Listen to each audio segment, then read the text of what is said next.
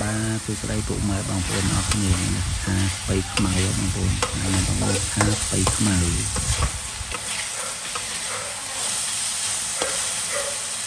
បងប្អូនដែលផ្លែកទៀតដែរយ៉ាងផ្លែកនឹងចំពោះបងប្អូនមួយចំនួនហ្នឹងតែបងប្អូនខ្លះក៏ធ្លាប់ឆ្លងកាត់ដែរចឹងណាពេលខ្លះអ្នកគិតអ្នកខ្លះក៏គិតថាស្បៃខ្មៅស្បៃយើងញ៉ាំហាងហ្នឹងស្បៃហ្នឹងយើងឆាទៅវាល្វីងតែតាមកពិតរសជាតិវាវីបន្តិចមិនទៅល្វីងឆ្ងាញ់ណាដូចដៅអញ្ចឹងណានឹងល្វីងឆ្ងាញ់អញ្ចឹងណាហើយបងប្អូនមួយចំនួនអត់ដែលធ្លាប់ទេបងប្អូនជឿខ្ញុំសាកសិនទៅសាកទៅដឹងធានាថាបងប្អូនញ៉ាំបើបងប្អូននឹងខ្លាចតែខាតឆាតែបន្តិចទៅក៏បានយើងចង់សាកសិនអញ្ចឹងណាចំពោះខ្ញុំវិញខ្ញុំឆ្លងកាត់វាតាំងពីធំទៅក្រូចឆ្មាមកម្លេះអញ្ចឹងណាស្បៃខ្មៅនឹងនោះស្បៃហាងយកមកឆាមិនត្រឹមតែឆាកែបទេវាអាចឆាអីផ្សេងទៀតពេញជាទូទៅមួយឆាកែបវាត្រូវគ្នាយើងដាក់ទៅជាតិហ្មងបងប្អូនអាហ្នឹងហើយរៀងល្វីងឡែមតិចហើយរំលេចទៅដោយគ្រឿងយើងផ្សំអីផងទៅវាឆ្ងាញ់ហ្មងវាឆ្ងាញ់ហ្មងបងប្អូនជឿសាកសិនមិនដឹង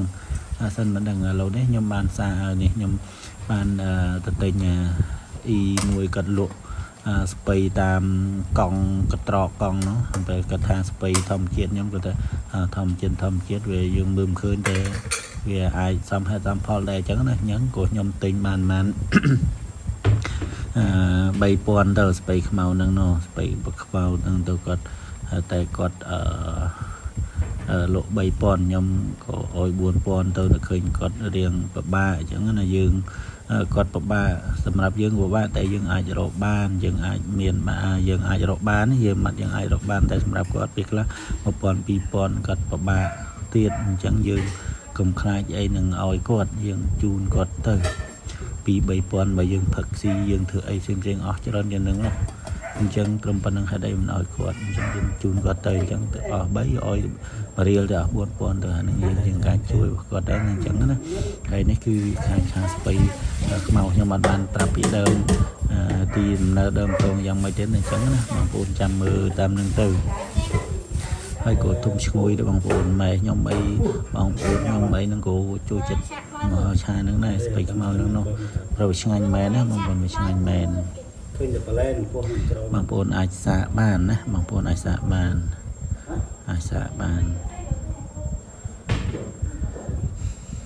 ហើយវាយើងឆាដូចតែឆាទៅដែរអញ្ចឹងណាបងប្អូនឆាដូចឆាទៅដល់ដំបូងយើងបំពងខ្ទឹមដាក់ខ្លាញ់ហើយបំពងខ្ទឹមអញ្ចឹងទៅដាក់ខ្ទឹមអញ្ចឹងទៅហើយដាក់ឆ្កសឬក៏ឆ្កត្នោតបិលវិជែងអីចឹងទៅហើយអញ្ចឹងទៅណាហើយលីងវាបន្តិចទៅហើយយើងដាក់បន្លែទៅវាអត់ពិបាកទេដូចឆាទូទៅអញ្ចឹងគ្រាន់តែរសជាតិខ្ញុំចង់និយាយពេលនេះខ្ញុំចង់និយាយសំដៅទៅលើការរសជាតិណាបងប្អូនសំដៅទៅលើរសជាតិវាប្លែកមកវាឆ្ងាញ់មែនបងប្អូនសាកសិនទៅថាខ្ញុំនិយាយដើមនិយាយដែលតែវាចេះការពិតអញ្ចឹងណាព្រោះអីម្ហូបហ្នឹងខ្ញុំចេះតាំងពីតូចមែនតែនឹកឃើញធ្វើទៅហើយនឹងមួយទៀតបងប្អូនដែលមិនទាន់បានជួយ Subscribe Channel របស់ខ្ញុំផងបងប្អូនដើម្បីទទួលបានវីដេអូផ្លែទៀតអញ្ចឹងនឹងឃើញបងប្អូនពេលបើក្របហ្មងវិញប្រហើឈ្ងុយហ្មងប្រហើឈ្ងុយប្រងកែបប្រហើឈ្ងុយហ្មងដល់កូនខ្ញុំក៏ចូលចិត្តកូនខ្ញុំមកចូលចិត្តល្វីងបានហូបទៅក៏ឆ្ងាញ់ដែរអញ្ចឹងណាអញ្ចឹងក៏ហូបទៅហើយតំណងជាតិហ្មងបន្លែធម្មជាតិហៅបន្លែបៃតងជាតិចឹងជាតិហ្មងបងប្អូនជាតិហ្មងវាផ្អែមហ្មងអញ្ចឹងបានពេទ្យវិជ្ជបណ្ឌិតអីគេឲ្យយើងហូបបន្លែបៃតងច្រើនអញ្ចឹងណាវាជំនួយភ្នែកវាជំនួយកាត់ជាតិខ្លាញ់ផងអីចឹងណាវាជំនួយច្រើនជាជំនួយភ្នែកជំនួយអីហ្នឹងហើយវីតាមីនបៃតងបន្លែបៃតងគឺបន្លែវីតាមីនបើយើងខ្លាចវាប៉ះពាល់នឹងខ្លាញ់យើងឆាយើងដាក់ខ្លាញ់តិចបានយើងឆាទៅបានតែនេះថាមកឆ្ងាញ់បងប្អូនយើងឆ្ងាញ់ហ្នឹងហើយអញ្ចឹងម្ហូបហ្នឹងដូចខ្ញុំបានប្រាប់ចឹងគឺបិលវិជែងអីធម្មតាអញ្ចឹងទៅដូចយើងឆាធម្មតាគាត់តែខុសទៅមួយស្បៃជូរតែប៉ុណ្្នឹងសុំទៅស្បៃហិលស្បៃហាងស្ ស្បែកខ្មៅនឹងតែប៉ុណ្្នឹងទេការធ្វើអីនឹងដូចគ្នាអញ្ចឹងអរគុណច្រើនបងប្អូន